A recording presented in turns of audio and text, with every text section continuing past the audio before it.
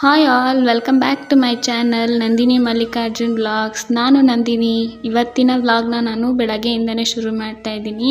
So ಹಾಗಾಗಿ ಬೆಳಗ್ಗೆ view ಏನಿದೆಯಲ್ಲ ಅದನ್ನೇ ತೋರಿಸ್ತಾ ಇದ್ದೀನಿ. ನಮ್ಮ ಮನೆ ಕಿಟಕಿಯಿಂದ ಓಪನ್ ಮಾಡಿ ನೋಡಿದ್ರೆ ಈ ಥರ ವ್ಯೂ ಕಾಣುತ್ತೆ. ತುಂಬಾ ಮೈಂಡ್ ಫ್ರೆಶ್ ಅನಿಸುತ್ತೆ. ಸೊ ಹಾಗಾಗಿ ಇವತ್ತು ವ್ಲಾಗ್ ಬಂದುಬಿಟ್ಟು ಬುಧವಾರದ ವ್ಲಾಗ್ ಆಗಿರುತ್ತೆ. ಮತ್ತು ಇವತ್ತಿನ ವ್ಲಾಗಲ್ಲಿ ನೀವು ಮಣ್ಣೆತ್ತಿನ ಅಮಾವಾಸ್ಯೆ ಇದೆ ಇವತ್ತು ಬುಧವಾರ. ಸೊ ಹಾಗಾಗಿ ಮಣ್ಣೆತ್ತಿನ ಅಮಾವಾಸ್ಯೆದು ಪೂಜೆ ಹಾಗೆ ಸಲಾಡ್ನ ನೋಡ್ಬೋದು. ಇವತ್ತಿನ ಬೆಳಗ್ಗೆಯಿಂದನೇ ಶುರು ಮಾಡಿರೋದ್ರಿಂದ ಮತ್ತು ಕೆಲಸ ಎಲ್ಲ ಜಾಸ್ತಿ ಇರುತ್ತೆ. ಸೊ ಅದಕ್ಕೋಸ್ಕರನೇ ಬೆಳಗ್ಗೆನೇ ಒಂದು ಸ್ವಲ್ಪ ರಿಫ್ರೆಶ್ ಆಗೋದಕ್ಕೆ ಬಿಸಿ ನೀರಿಗೆ ಒಂದು ಸ್ವಲ್ಪ ನಿಂಬೆಹಣ್ಣು ಹಾಕಿ ಕುಡಿತಾ ಇದ್ದೀನಿ. ಹಾಗೆ ಪೂಜೆ ಇರೋದ್ರಿಂದ ಅಮಾವಾಸ್ಯೆನೂ ಇರೋದ್ರಿಂದ ಬೆಳಗ್ಗೆ ಬೇಗನೆ ಎದ್ದಿದ್ದೀನಿ. ಸೊ ಹಾಗಾಗಿ ಪೂಜೆಗೋಸ್ಕರ ಹೊಸಲೆಲ್ಲ ತೊಳೆದು ರಂಗೋಲಿನ ಬಿಡಿಸ್ಕೊತಾ ಇದ್ದೀನಿ. ನನಗೆ ಹೇಗೆ ಬರುತ್ತೋ ಹಾಗೆ ಸಿಂಪಲ್ಲಾಗೇ ಬಿಡಿಸ್ಕೊತೀನಿ. ಮತ್ತು ಯಾರೆಲ್ಲ ಹೊಸದಾಗಿ ನನ್ನ ಚಾನಲ್ನ ನೋಡ್ತಾ ಇದ್ದೀರಾ, ಈ ವ್ಲಾಗ್ನ ನೋಡ್ತಾ ಇದ್ದೀರಾ, ನಿಮ್ಗೇನಾದ್ರು ಇಷ್ಟ ಆಯಿತು ಅಂತ ಅಂದರೆ ಹಾಗೆ ಸಬ್ಸ್ಕ್ರೈಬ್ ಮಾಡ್ಕೊಳ್ಳಿ. ಸಬ್ಸ್ಕ್ರೈಬ್ ಮಾಡ್ಕೊಂಡು ನೋಡೋದ್ರಿಂದ ನಮಗೂ ಕೂಡ ಒಂದು ಸಪೋರ್ಟ್ ಅನಿಸುತ್ತೆ. ಮತ್ತು ನಿಮ್ಗೆ ಈ ವ್ಲಾಗು ಇಷ್ಟ ಆಗ್ತಿದೆ ಅಂತ ಅನಿಸಿದ್ರೆ ಪ್ಲೀಸ್ ಹಾಗೆ ಒಂದು ಲೈಕ್ನೂ ಕೂಡ ಕೊಡಿ. ಅದರಿಂದ ನನಗೆ ಗೊತ್ತಾಗುತ್ತೆ ಮುಂದೆ ಯಾವ ಥರ ಎಲ್ಲ ವ್ಲಾಗ್ ಮಾಡ್ಬೋದು, ನಿಮ್ಗೆ ಯಾವ ಥರ ಇಷ್ಟ ಆಗ್ತಿದೆ ಅನ್ನೋದು ಕೂಡ ಗೊತ್ತಾಗುತ್ತೆ. ಇಷ್ಟ ಆಯಿತು ಅಂತಂದರೆ ಲೈಕ್ ಮಾಡಿ. ಹಾಗೆ ಈಗ ರಂಗೋಲಿ ಎಲ್ಲ ಹಾಕಿದ್ದಾದಮೇಲೆ ಫಸ್ಟು ಹೊರಗಡೆ ಹೊಸಲಿಗೆ ರಂಗೋಲಿನ ಬಿಡಿಸ್ಕೊಂಡೆ. ಅದಾದಮೇಲೆ ಈಗ ದೇವ್ರ ಮನೆಗೆ ಪೂಜೆ ಮಾಡೋದಕ್ಕೋಸ್ಕರ ಎಲ್ಲದನ್ನು ಸ್ನಾನ ಎಲ್ಲ ಮಾಡಿಕೊಂಡು ರೆಡಿಯಾಗಿ ಈಗ ನೆಕ್ಸ್ಟ್ ದೇವ್ರ ಮನೆ ಹೊಸಲಿಗೆ ರಂಗೋಲಿನ ಹಾಕ್ಕೋತಾ ಇದ್ದೀನಿ. ಹಾಗೆ ಈ ವ್ಲಾಗ್ನ ತುಂಬ ಲಾಂಗಾಗೂ ಕೂಡ ಕೊಟ್ಟಿಲ್ಲ, ತುಂಬ ಶಾರ್ಟಾಗೇ ಕೊಟ್ಟಿದ್ದೀನಿ. ನಿಮಗೂ ಕೂಡ ಬೋರ್ ಆಗಬಾರ್ದು ಅಂತ ಅಂದ್ಬಿಟ್ಟು. ಸೊ ಹಾಗಾಗಿ ಎಲ್ಲೂ ಕೂಡ ಸ್ಕಿಪ್ ಮಾಡ್ದೇ ವ್ಲಾಗ್ನ ನೋಡಿ. ಹಾಗೆ ಮಣ್ಣೆತ್ತಿನ ಅಮಾವಾಸ್ಯೆ ಆಗಿರೋದ್ರಿಂದ ನಾನು ನನ್ನ ಕೈಯಾರೇ ಎತ್ತನ್ನು ಮಾಡಿದ್ದೀನಿ ಮನೆಯಲ್ಲೇ. ಸೊ ಅದನ್ನು ಕೂಡ ನಿಮಗೆ ತೋರಿಸ್ತೀನಿ ಯಾವ ಥರ ಮಾಡಿದ್ದೀನಿ ಅಂತಂದ್ಬಿಟ್ಟು. ಪುಟ್ಟದಾಗೇ ಮಾಡಿದ್ದೀನಿ. ನನಗೆ ಹೇಗೆ ಬರುತ್ತೋ, ನನಗಷ್ಟು ಬರೋದಿಲ್ಲ, ಆದರೂ ಕೂಡ ಪುಟ್ಟದಾಗೇ ಮಾಡಿದ್ದೀನಿ. ಸಂಪ್ರದಾಯ ಬಿಡಬಾರ್ದು ಅಲ್ವಾ, ಅದಕ್ಕೋಸ್ಕರ. ನಿಮಗೆ ಈ ವ್ಲಾಗು ಸ್ವಲ್ಪನಾದರೂ ಇಷ್ಟ ಆಯಿತು ಅಂತ ಅಂದರೆ ಲೈಕ್ ಮಾಡಿ, ಹಾಗೆ ಬೇರೆಯವ್ರಿಗೂ ಕೂಡ ಶೇರ್ ಮಾಡಿ. ಪೂಜೆ ಮಾಡೋದಕ್ಕೆ ಅಂತಲೇ ಎಲ್ಲದನ್ನು ಮೊದಲೇ ರೆಡಿ ಮಾಡಿ ಇಟ್ಕೊಂಡಿರ್ತೀನಿ. ಒಂದು ತಟ್ಟೆನಲ್ಲಿ ಹೂವು, ಹಣ್ಣು, ಕಾಯಿ, ಎಲೆ, ಅಡಿಕೆ ಎಲ್ಲದನ್ನು ಮೊದಲೇ ರೆಡಿ ಮಾಡಿ ಇಟ್ಕೊಂಡಿದ್ರೆ ಮತ್ತು ಒಂದೂ ಮಿಸ್ ಮಾಡ್ದಂಗೆ ಎಲ್ಲದನ್ನು ಹಾಕ್ಬೋದು ಅಂತ ಅಂದ್ಬಿಟ್ಟು.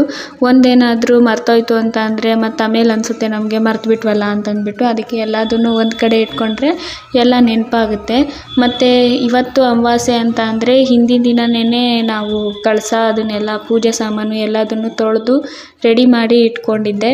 ಈಗೇನಿದ್ರು ಬರೀ ಅದನ್ನು ಜೋಡಿಸಿ ಹೂವು ಎಲ್ಲದನ್ನು ಮುಡಿಸಿ ಆಮೇಲೆ ಪೂಜೆ ಮಾಡೋ ಅಂಥದ್ದು ಇರುತ್ತೆ. ಅದಕ್ಕೋಸ್ಕರ ಹೂವನ್ನೆಲ್ಲ ಈಗಲೇ ಕಟ್ ಮಾಡಿ ಆಗಿಂದಾಗ್ಲೇ ಮುಡಿಸ್ತಾ ಇದ್ದೀನಿ.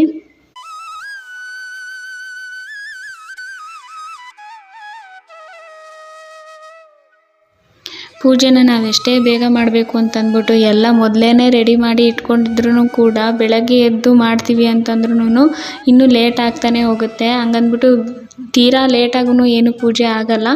ಆದ್ರೂ ಕೂಡ ಪೂಜೆ ಮಾಡ್ತೀವಿ ಅಂತಂದರೆ ಈಗ ದೇವ್ರ ಅಲಂಕಾರ ಎಲ್ಲದೂ ಇರುತ್ತೆ. ಸೊ ಆ ದೇವ್ರ ಅಲಂಕಾರ ಮಾಡ್ತಾನೇ ಅದು ಟೈಮ್ ಹೋಗೋದೇ ಗೊತ್ತಾಗೋದಿಲ್ಲ. ನಾವು ಇನ್ನೂ ಚೆನ್ನಾಗಿ ಮಾಡಬೇಕು, ಇನ್ನೂ ಚೆನ್ನಾಗಿ ಕಾಣಿಸ್ಬೇಕು ಅಂತ ಮಾಡ್ತಾ ಹೋಗ್ತೀವಿ. ಅದು ನೋಡಿದ್ರೆ ಟೈಮೇ ಆಗೋಗ್ಬಿಡುತ್ತೆ. ಸೊ ಹಾಗಾಗಿ ನಾನು ಮೊದಲಿಗೆ ಎಲ್ಲದನ್ನು ಮೊದಲೇ ರೆಡಿ ಮಾಡಿ ಇಟ್ಕೊಂಡಿರ್ತೀನಿ. ರೆಡಿ ಮಾಡಿ ಇಟ್ಕೊಂಡಿದ್ರು ಕೂಡ ಅಷ್ಟೊತ್ತಾಗೇ ಆಗುತ್ತೆ. ಈಗ ನಾನು ಬೆಳಗ್ಗೆನೇ ಎದ್ದು ಪೂಜೆನ ಮಾಡ್ತಾ ಇರೋದು. ಈಗ ದೇವರ ನೈವೇದ್ಯಕ್ಕೆ ಅಂತ ಅಂದ್ಬಿಟ್ಟು ಕೂಡ ಸಿಂಪಲ್ಲಾಗೇ ರೆಡಿ ಮಾಡ್ತಾಯಿದ್ದೀನಿ. ಅಂದರೆ ಸಿಹಿ ಅವಲಕ್ಕಿನ ಮಾಡ್ಕೋತಾ ಇದ್ದೀನಿ. ಅದಕ್ಕೋಸ್ಕರ ಅವಲಕ್ಕಿನ ಮೊದಲೇ ನೆನೆಸಿ ಇಟ್ಟಿದ್ದೆ. ಈಗ ನೀರೆಲ್ಲ ಸೋಸ್ಕೊಂಡು ಅದಕ್ಕೆ ಒಣ ದ್ರಾಕ್ಷಿ ಮತ್ತು ನಾನಲ್ಲಿ ಹಾಕ್ತಾ ಇರೋದು ಕಲ್ಸಕ್ಕರೆ, ಬಿಳಿ ಕಲ್ಸಕ್ಕರೆ, ಅಂದರೆ ಕೆಂಪು ಕಲ್ಸಕ್ಕರೆ ನನಗೆ ಸಿಗಲಿಲ್ಲ. ಅದಕ್ಕೋಸ್ಕರ ಬಿಳಿ ಕಲ್ಸಕ್ಕರೆನೇ ಹಾಕ್ಕೊತಾ ಇದ್ದೀನಿ. ಅದಾದಮೇಲೆ 2 ಬಾಳೆಹಣ್ಣು ಪೂಜೆಗೆ ಅಂತ ತಂದಿದ್ರಲ್ಲೇ 2 ಸಪ್ರೇಟ್ ಇಕ್ಕಿದ್ದೆ. ಆ 2 ಬಾಳೆಹಣ್ಣನ್ನು ಹಾಕಿ ಸ್ವಲ್ಪ ಕಾಯಿ ತುರಿನೂ ಹಾಕ್ಕೊಂಡು ಮತ್ತು ಏಲಕ್ಕಿ ಕುಟ್ಟಿ ಹಾಕ್ಕೊಂಡಿದ್ದೀನಿ. ಇದನ್ನೆಲ್ಲ ಮಿಕ್ಸ್ ಮಾಡಿ ನಾನು ದೇವ್ರ ನೈವೇದ್ಯಕ್ಕೆ ಅಂತ ಅಂದ್ಬಿಟ್ಟು ಇಟ್ಕೊತಾ ಇದ್ದೀನಿ. ಅದಾದಮೇಲೆ ಪೂಜೆನ ಮಾಡ್ಕೊತೀನಿ.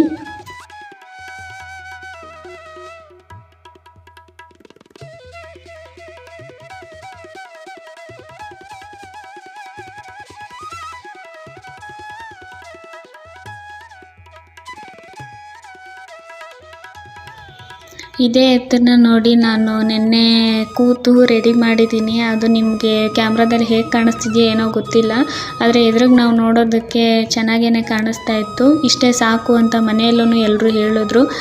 ನನಗೆ ಎಷ್ಟು ಬರುತ್ತೋ ಅಷ್ಟನ್ನು ನಾನು ಮಾಡಿ ದೇವರಿಗೆ ಇಡಬೇಕು ಅಂತಲೇ ಮಾಡಿರೋ ಅಂಥದ್ದು. ಹಾಗಾಗಿ ನನಗೆ ಸಮಾಧಾನ ಇದೆ. ತುಂಬ ಚೆನ್ನಾಗೂ ಕಾಣಿಸ್ತಾ ಇತ್ತು ಅದು ಎತ್ತು. ಅದಕ್ಕೇ ಅಲಂಕಾರ ಮಾಡಿಬಿಟ್ಟು ಪೂಜೆ ಎಲ್ಲ ಮುಗಿಸ್ಕೊಂಡು ಮನೆಯವ್ರಿಗೆಲ್ಲ ಆರತಿ ಎಲ್ಲ ಕೊಟ್ಟು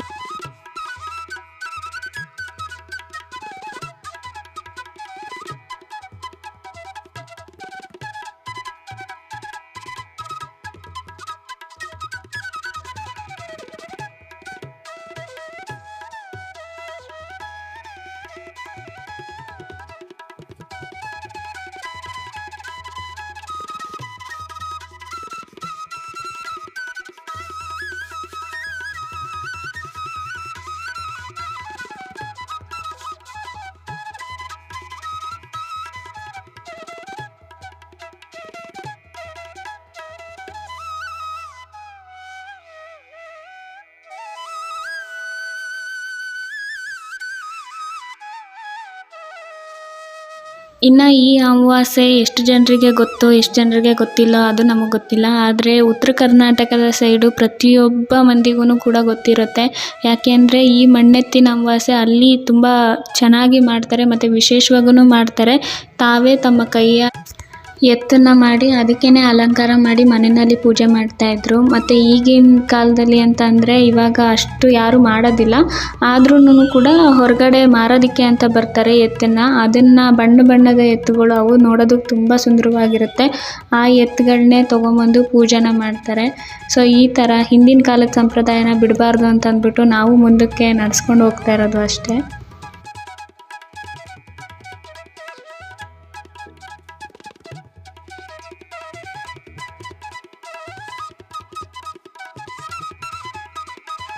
ಇನ್ನು ಪೂಜೆ ಎಲ್ಲ ಮಾಡಿ ಮುಗಿಸೋಷ್ಟೊತ್ತಿಗೆ ಸ್ವಲ್ಪ ಟೈಮ್ ಆಗಿತ್ತು. ಅದಕ್ಕೋಸ್ಕರ ನಾಷ್ಟ ಏನು ಮಾಡಲಿಲ್ಲ. ಹಣ್ಣೆಲ್ಲ ಹಾಗೆ ಉಳಿದ್ಬಿಟ್ಟಿತ್ತು. ಮತ್ತು ಅದನ್ನು ಹಾಳಾಗೋದು ಬೇಡ, ಹೇಗಿದ್ರೂ ಲೇಟ್ ಆಗಿದೆ, ಮತ್ತು ಆಮೇಲೆ ಊಟ ಮಾಡೋಕ್ಕಾಗಲ್ಲ ಅಂತ ಅಂದರು ಮನೆಯಲ್ಲೆಲ್ಲ. ಅದಕ್ಕೋಸ್ಕರ ಹಣ್ಣನ್ನೇ ಕಟ್ ಮಾಡಿ ಸಲಾಡ್ನ ಮಾಡ್ತಾಯಿದ್ದೀನಿ. ತುಂಬ ರುಚಿಯಾಗಿತ್ತು. ಹಸಿದ ಹೊಟ್ಟೆಗೆ ಏನು ಕೊಟ್ರೂ ರುಚಿಯಾಗೇ ಇರುತ್ತೆ ಅಂತಾರಲ್ಲ, ಹಾಗೆ ಚೆನ್ನಾಗಿತ್ತು. ಸಲಾಡ್ನೇ ತಿಂದು ಇವತ್ತಿನ ಟಿಫನ್ ಅದೇ ಆಗಿತ್ತು.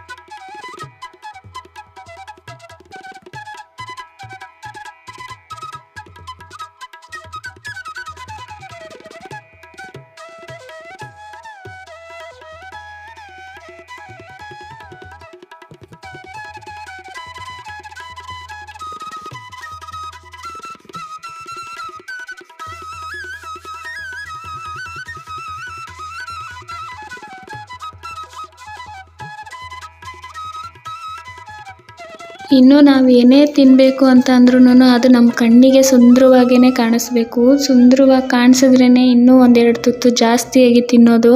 ಹಾಗಾಗಿ ಎಷ್ಟು ಸುಂದರವಾಗಿ ಕಾಣುತ್ತೋ ಅಷ್ಟು ಸುಂದರವಾಗಿಯೇ ನಾವು ನಮ್ಮ ಅಡುಗೆ ಎಲ್ಲ ಮಾಡ್ಕೊಳ್ಳೋ ಅಂಥದ್ದು. ಈಗ ನಾನು ಕೂಡ ಅದನ್ನೇ ಮಾಡ್ತಾ ಇರೋದು. ಈ ಹಣ್ಣನ್ನ ಹಾಗೆ ಕೂಡ ತಿನ್ಬೋದಾಗಿತ್ತು, ಆದರೆ ಸಲಾಡ್ ಥರ ಮಾಡಿದ್ರೆ ಇನ್ನೊಂದೆರಡು ಸ್ಪೂನ್ ಜಾಸ್ತಿ ತಿನ್ಬೋದೇನೋ ಅನ್ನೋ ಕಾರಣಕ್ಕೋಸ್ಕರ ಈ ಥರ ಮಾಡ್ತಾ ಇರೋದು.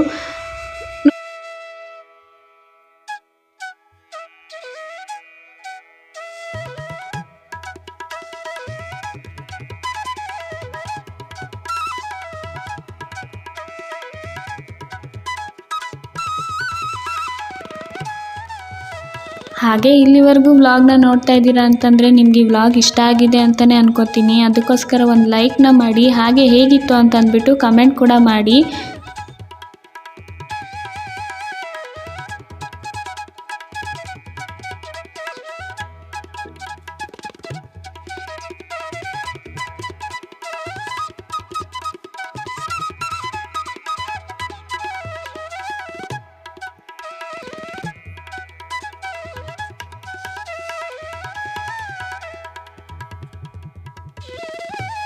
ಹಾಗೆ ಸಬ್ಸ್ಕ್ರೈಬ್ನು ಕೂಡ ಮಾಡ್ಕೊಳ್ಳಿ. ಇವತ್ತಿನ ವ್ಲಾಗ್ನ ನಾನು ಇಲ್ಲಿಗೆ ಎಂಡ್ ಮಾಡ್ತಾ ಇದ್ದೀನಿ. ಸೊ ನೆಕ್ಸ್ಟ್ ಸಿಗೋಣ ಮುಂದಿನ ವ್ಲಾಗಲ್ಲಿ. ಅಲ್ಲಿವರೆಗೂ bye bye. Thank you for watching.